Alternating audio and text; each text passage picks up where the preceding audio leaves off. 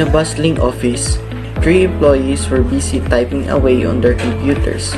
One of them, named Mike, needed to request vacation leave from the manager. However, he was not familiar with email etiquette. Oh man, I need to request my vacation leave soon. I hope the manager approves. Why didn't you just send an email to the manager? Yeah, that's the best way to do it. Just make sure you follow the proper email etiquette. Mike, feeling a bit unsure, composed an email to the manager requesting his vacation leave. Hey boss, can I take some time off next week? Thanks.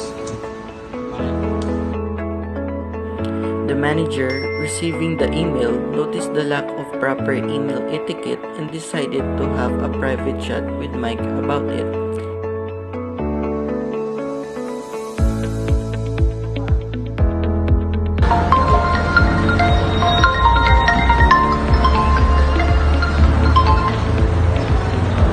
Yes ma'am?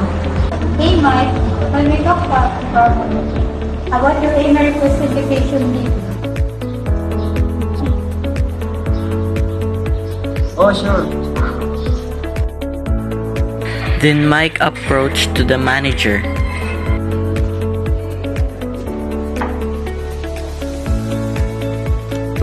I appreciate you informing me about your vacation plan.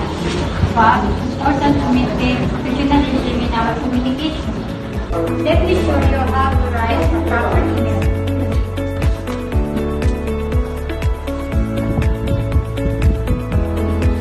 Let's draft a new email, shall we? Remember, it's essential to show respect and professionalism in all our communication.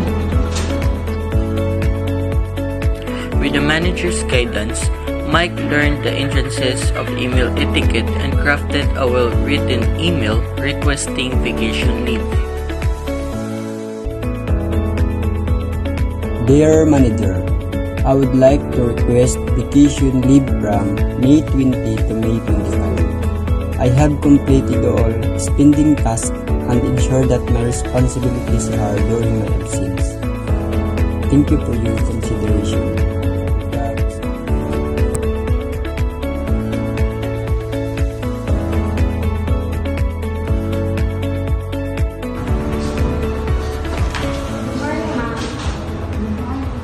Good job, Mike.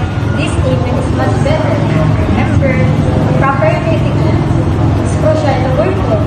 Mike is grateful for the manager's guidance and promised to apply what he had learned in future communications.